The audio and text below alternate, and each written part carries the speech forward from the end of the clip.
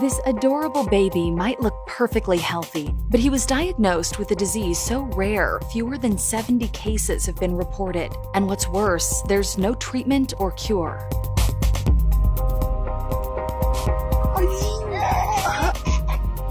At first glance, 9-month-old JT Borofka looks like any typical happy, healthy baby boy. But JT has an extremely rare and life-threatening genetic disorder called triose phosphate isomerase deficiency, also known as TPI deficiency. It's a multi-system disorder that leads to complications like respiratory failure and heart failure.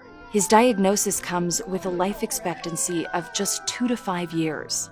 It's really scary because when they tell you your kid has 2 to 5 years and that he's gonna be normal up until this one point, and then all of a sudden he's gonna be paralyzed and breathing through a tube and won't be able to move, that's like the scariest thing in the world. Anemia, which JT has had since birth, is typically the first symptom to appear. It often goes undetected until a child is closer to 18 to 24 months old, when more severe neurological symptoms surface. However, in JT's case, some savvy doctors and state-of-the-art testing led to an unusually early diagnosis in March 2019. We did a genetics panel test, and that's how it was detected. And they don't normally do that on kids, but our doctors up there at Stanford fought to have it done. And that's how we detected it so early. I've spoken over the phone with another dad from a TPI patient, and the first thing he says is, you're so lucky that you detected this before these major symptoms come. Right. Because it's hard. It's a race against time. Right now, the only thing we can do is preventative, and the only symptom he's showing of the disease is the anemia part. There's no cure, there's no treatment, there's nothing. Since 1965, there have been fewer than 70 known cases of TPI deficiency on record. JT is the first person to be diagnosed in the state of California. It's extremely rare. I mean, you can't even say it's a 1 in a million thing. It's a 1 in 500 million. Hoping to raise awareness about this largely unheard of disease, the Borofkas have been documenting life with JT on social media, including his stints at Stanford Children's Hospital. Hi, you remember her. Hi.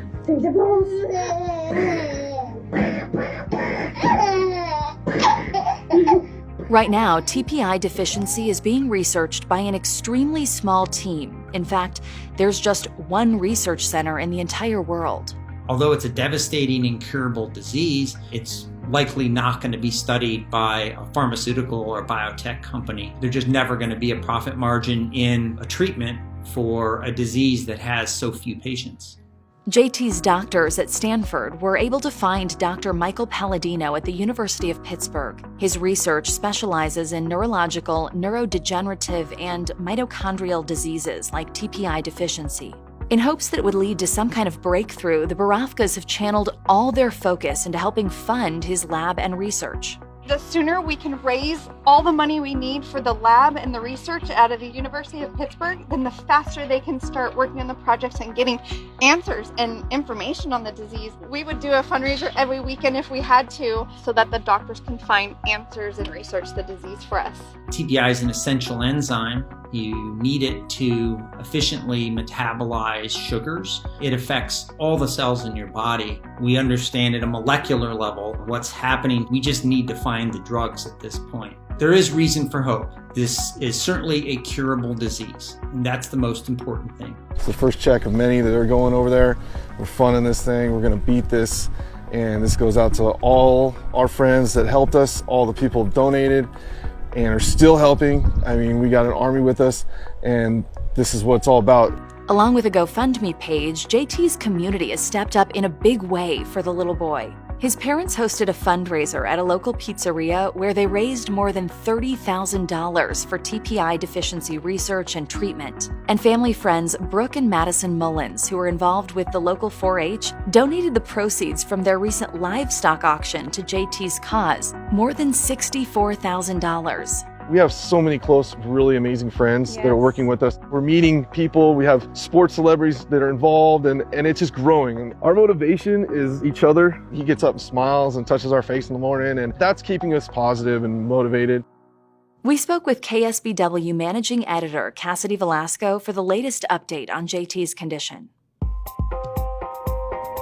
at Stanford, where JT goes regularly, they are treating TPI deficiency with a modified keto diet for JT. Now, I have a little show and tell for you. So when I was talking to Jason, I was asking him, what does he eat every day? They buy these by the cases, and JT has to have this mixed into every snack, every meal. And the way it's helping is raising JT's red blood cell count. It's encouraging in the sense that it is hopefully buying JT Borofka more time. Right, and from how JT's parents describe it, it's like a ticking time bomb. JT will seem happy and healthy right up until the day he isn't. Tara and Jason talk a lot about that. I mean, JT is a beautiful little healthy bouncing baby boy. You know, he doesn't look ill, and he is just a little chub of love. And so they say, you know, at the end of the day, when they go home, they have to take a bunch of deep breaths because they just don't know what's next. And he also has a compromised immune system. He can't be around any other little kids, you know, and if he gets sick, that could really trigger the TPI deficiency. So they're very careful about who he's around and what he's exposed to. So right now there is no treatment or cure, but Dr. Palladino, who's on the other side of the country from the Borofkas, is working on it.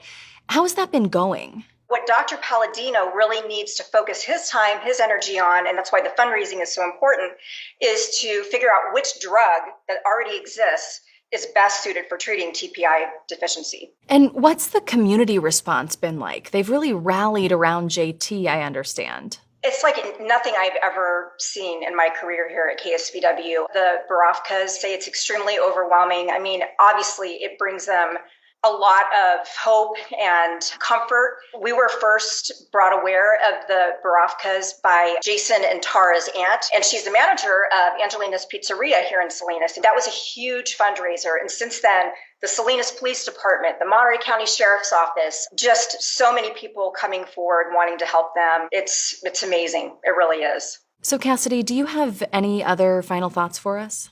In my career as a journalist over the course of 20 years now, I've never seen a community come together like this before. And it makes me feel really good about my job when KSBW can raise awareness and get the word out and hopefully lead to some really good news for JT. The Borofkas continue to plan fundraising events and keep people updated on their Facebook page and website.